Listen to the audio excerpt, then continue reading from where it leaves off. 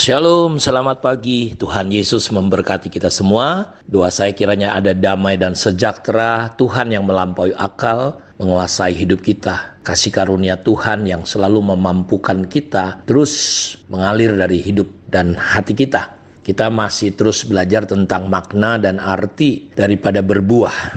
Kita sewajarnya dan harus mengerti apa yang Yesus maksudkan tentang berbuah. Karena berbuah itu memuliakan Bapa. Berbuah itu menunjukkan bahwa kita adalah murid-murid. Tetapi pengertian tentang berbuah ini kita harus pahami dengan benar. Sehingga pemahaman kita ini membuat kita betul-betul berada pada kondisi keadaan seperti yang Tuhan inginkan. Jadi jangan sampai salah pengertian. Ketika Yesus di Matius 7 berbicara tentang nabi-nabi palsu, dia menunjukkan bahwa dari buahnya kita kenal. Buah merupakan sebuah ukuran untuk kita bisa memahami dan mengenali, membedakan mana yang benar, mana yang tidak benar. Buah juga menunjukkan kepekaan, ketajaman kita. Ya, orang yang dewasa katanya dia bisa membedakan. Firman Tuhan itu lebih tajam daripada pedang bermata dua manapun. Dia mampu membedakan, memisahkan sumsum jiwa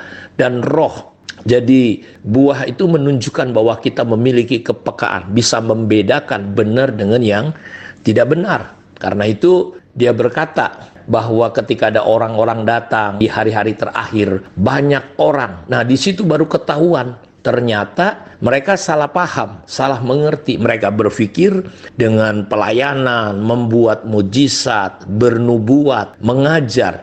Mereka berpikir bahwa itu adalah berbuah. Ternyata mereka ditolak Tuhan. Karena berbuah ini cerita tentang kedekatan, cerita tentang hubungan kita, pengenalan kita, pribadi kita. Jadi bukan supaya kita ditunjukkan hebat lewat pelayanan kita tentang apa kata orang tentang kita, tapi bagaimana saudara mengenali Tuhan. Sehingga saya percaya ketika Bapak Ibu mengenali Tuhan dengan benar, perilaku, tingkah laku, perbuatan kita, perasaan kita, pandangan kita, cara ngomong kita pasti berbeda. Karena itu saya ingin ajak kita memahami dengan benar makna dan arti daripada berbuah itu. Dalam Yohanes 12 ayat 24 sampai 28 dikatakan, "Aku berkata kepadamu, sesungguhnya jikalau biji gandum tidak jatuh ke dalam tanah dan mati, ia tetap satu biji saja, tetapi jika ia mati, ia akan menghasilkan banyak buah. Barang siapa mencintai nyawanya, ia akan kehilangan nyawanya. Tetapi barang siapa tidak mencintai nyawanya di dunia ini, ia akan memeliharanya untuk hidup yang kekal. Barang siapa melayani aku,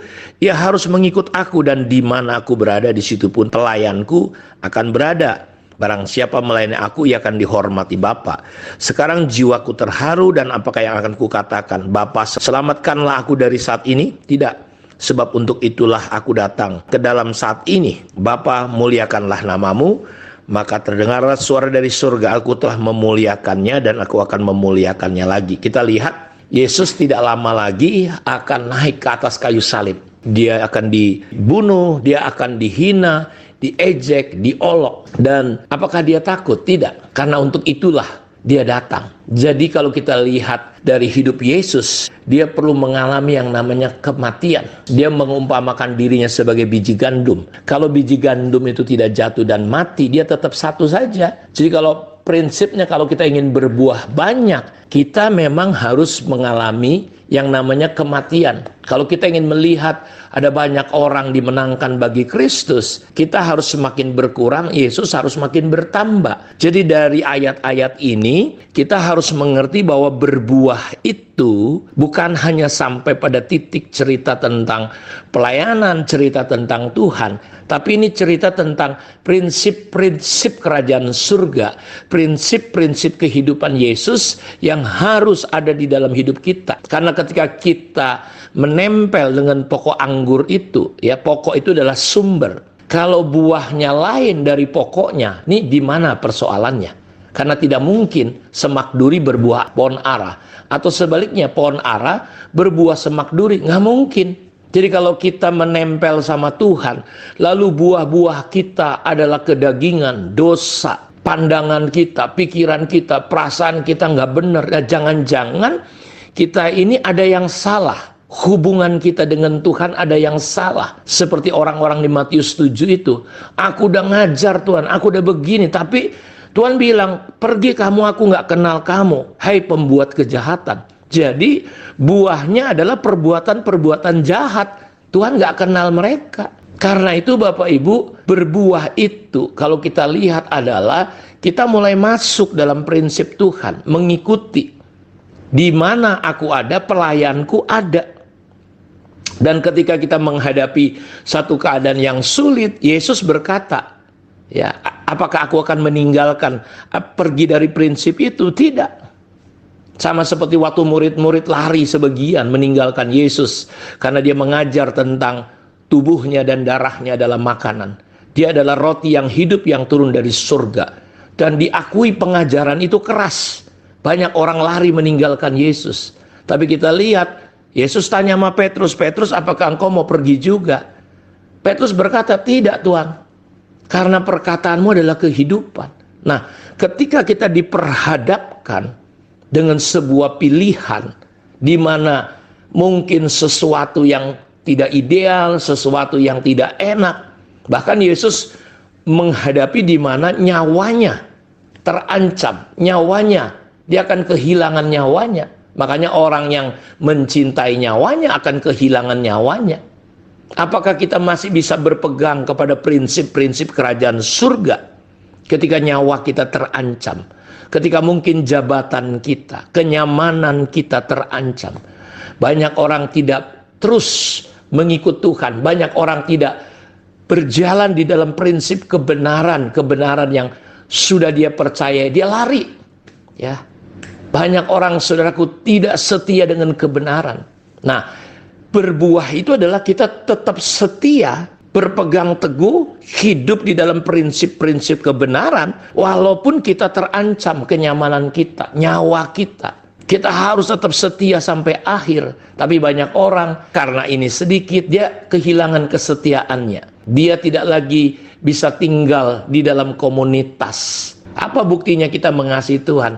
Ya, kita mengasihi komunitas kita. Jadi berbuah-buah itu adalah di mana kita mulai belajar untuk hidup dalam prinsip kerajaan surga. Kita tetap setia, kita tidak lari dari panggilan Tuhan. Kita tidak lari, saudaraku, mundur ketika berhadapan seperti Yesus. Kita lihat di sini, dia seperti biji gandum yang harus mati. Jadi kalau kita ingin berbuah-buah banyak, kita harus mulai belajar mencintai Tuhan dengan tidak mengasihi ego kita, mengasihi diri kita sendiri, mengasihi nyawa kita. Kita bahkan rela kehilangan. Kita harus seperti biji gandum yang mati, jatuh dan mati. Disitulah kita baru berbuah banyak.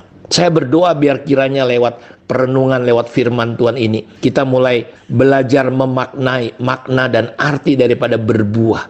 Lihat diri kita, cek apakah kita sungguh-sungguh mengasihi Tuhan. Dan buktinya apa? Kita mulai tidak egois. Kita mulai tidak mencintai diri kita sendiri.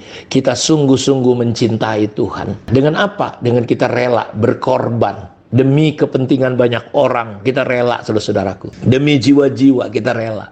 Kiranya Tuhan memberkati kita. Mari kita berdoa. Bapa, terima kasih. Lawat dan jamah anak-anakmu yang mendengarkan kebenaran ini.